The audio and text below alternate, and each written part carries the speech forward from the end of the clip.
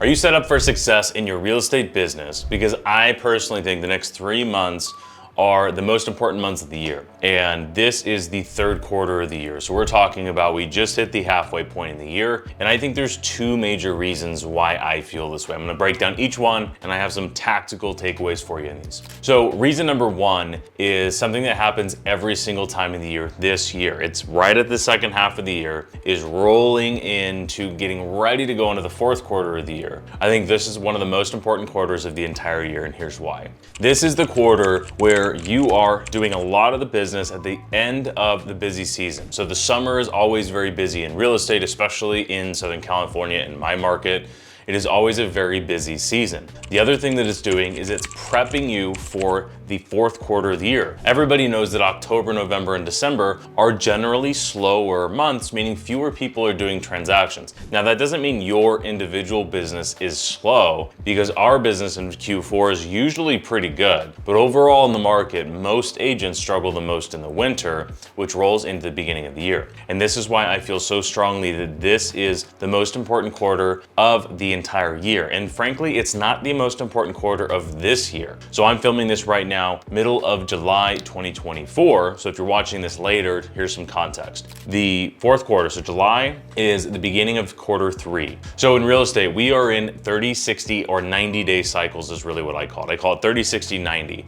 The reason this is important, there's a couple things, is number one, is all the work that you're doing right now is gonna start paying off next quarter. There's nothing you're gonna start doing today that's gonna lead to a deal. The work that you're putting in today is gonna lead to business in 90 days. And all the deals you're doing right now are gonna be from the work you put in 90 days ago. And I say 90 days ago, but 30, 60, 90-day cycles. If you don't know what I'm talking about, I talk about that in depth past video. So the third quarter of the year is really setting up for a strong fourth quarter. Now, the reality is, if you have a strong fourth quarter, you're gonna start off 2025 rolling. You're gonna start off the next year rolling with a ton of momentum. And momentum is huge in any sales business, any business, but especially in a sales focused business. So this quarter is the most important, not really for this year. Obviously, to finish out this year strong, it is, but to make sure you have momentum going into next year is so important. If you start thinking about 2025, or if you start thinking about next year on January 1st, you're already 90 days behind the ball, and your competition who does put their foot on the gas in the second half of the year. Now, if you are on track to hit your goals for this year and you're halfway through, that is absolutely fantastic. Honestly, just keep doing what you're doing and do not lose focus. Now, if you are not on pace for your goals, and I'm saying this from my personal standpoint, is when we hit the halfway mark, we were at 99 closed transactions, and our goal is 200 for the year, meaning we're behind pace by one transaction. So I am in this conversation as well too, because honestly, as we set realistic goals, but we really want to blow them out of the water. But anyway, now if you are not on track to hit your goals, you are going to make a decision between one of three things, and I'll break down each of them. First is you have to change something. You're either going to change your goal, your activities, or you're going to change nothing. Now, if you change your goals, the reality is you need to take a step back and look at your business and say, did I just simply set unrealistic goals that I wasn't willing to put in the work committed? Did I say I wanted to make $1 million this year and I just didn't put in the work to get there? Or did you set a realistic goal and you didn't stay committed to the activities that are gonna get you there, right? So your goal was either unrealistic to begin with, or you didn't put in the work that was required to hit your goal. Now, option number three is to not change anything, is still a decision. So whether you choose to change your goal, we're halfway through the year, if you're watching this halfway through the year, your options are you can change your goal to something more realistic to finish off the year. You can change your activities to something that will help you hit, or that will make sure that you hit your goal, or you can change nothing. Now, I vote for changing activities unless you set an unbelievably unrealistic goal in the first place. But I'm huge on goal setting. We talk about this a lot. So if you set a realistic goal and you just aren't going to hit it this year, adjust your activities and the goal. Meaning, if your goal is to sell 6 more houses this year, I'll give you a real example from numbers on our team. So we track everything with our team here at Onyx Homes. By the way, if you don't know who I am, my name is Christian Stubbs. I'm a team leader and owner here of Onyx Homes, a real estate sales team based in Orange County. And we're on pace to do about 200 transactions this year, which is a 35-40% increase over last year. So I know that on our team, it takes on average 35 appointments in order to sell a house. So I can break this down. So if you are an agent, you're saying, hey, Christian, I need to sell 6 more houses the second half of the year in order to hit my goal. And for reference, that's like 6 million in volume. Okay, now we know that 6 more deals and we need 35 appointments to do a deal. That's easy math. Is we need to go on 35 appointments times 6 deals, and that comes out to 210 total appointments. So between now and the end of the year, if you go on 210 appointments, you should be on pace to close 6 more deals. Now the reality is, that means that you would have to close your deals within the last 6 months to really hit the goal. But honestly, I believe in real estate being a career and not a year. I'm not a huge fan of goals. But the reason the goals are important is to put a measuring stick on the amount of work that you're willing or committed to doing.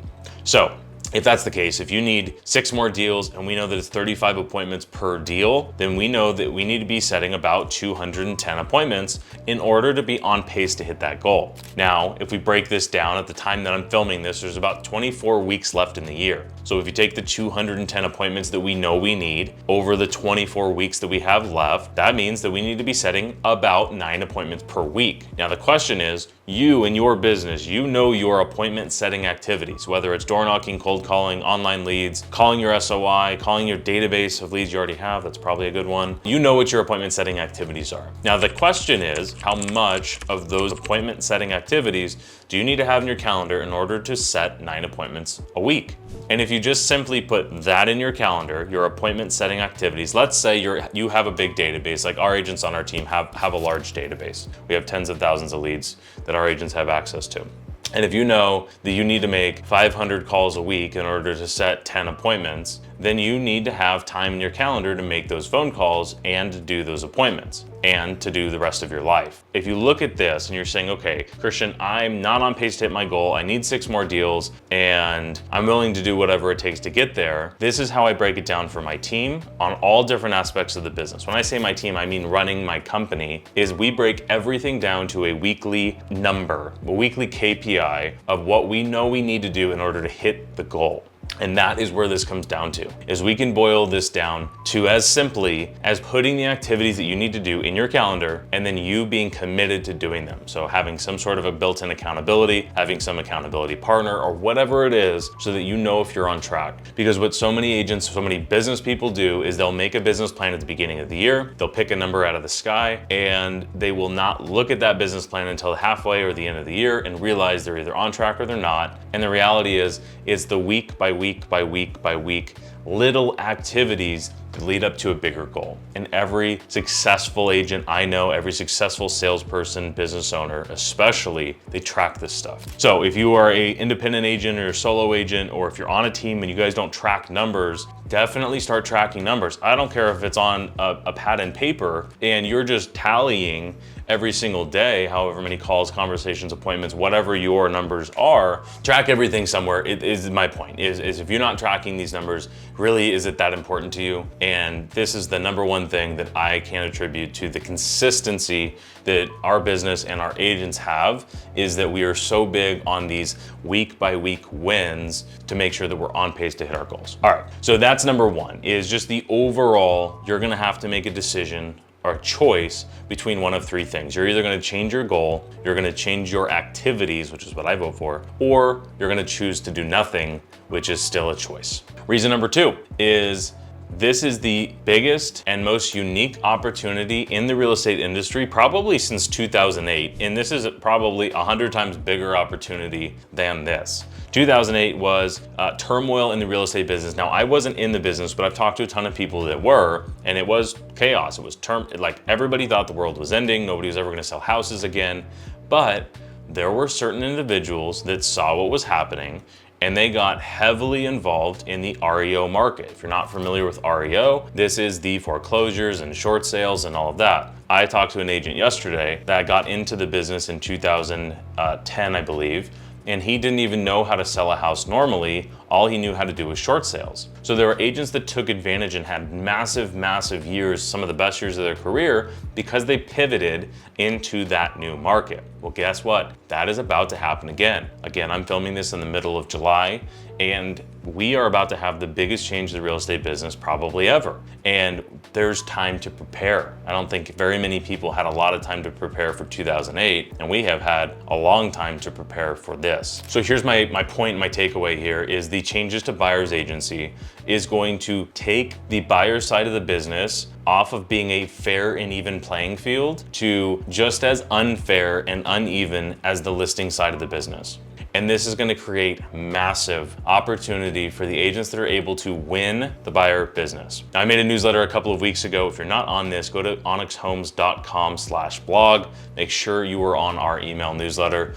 But I made a couple of weeks ago an article about not only the agents that are the best at winning the buyer business, they're just going to win more deals more often. They're also going to get paid more often, more per deal. So they're gonna win more often, they're gonna get paid more per deal, and they're gonna be able to dramatically outspend the competition. So I have a full article on that. I thought it was super powerful, and it's something I'm excited about with our business. So if you wanna check that out, again, onyxhomes.com/blog. All right, this is the time where winners win, and frankly, it's gonna be interesting to see how the market reacts. So my question is, are you ready? Is your brokerage ready? Is your team ready? And do you have the very clear buyer's sales process built out just the same way you do for a listing sales process?